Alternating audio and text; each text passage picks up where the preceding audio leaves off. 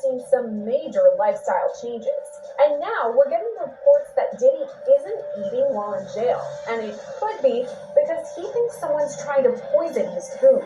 Plus, he's been transferred to a protected unit that already houses convicted fraudster Sam Bankman-Fried.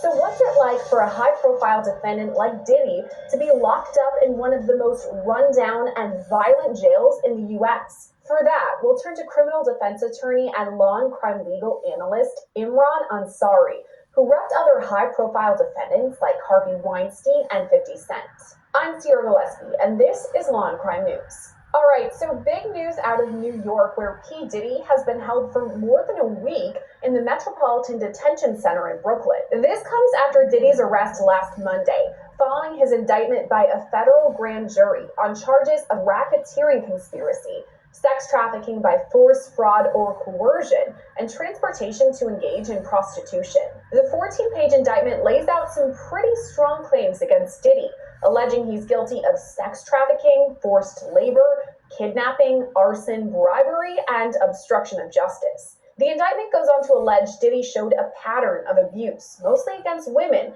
that included verbal, emotional, physical, and sexual abuse, including the use of extensive grooming tactics. There's also mention of something referred to as freak-offs, which are described as elaborate and produced sex performances that Combs arranged, directed, masturbated during, and often electronically recorded. During these so-called freak-offs, Diddy would often drug his victims, sometimes without their knowledge, to keep them obedient and compliant. Then, Diddy allegedly required these victims to have sex with prostitutes, and often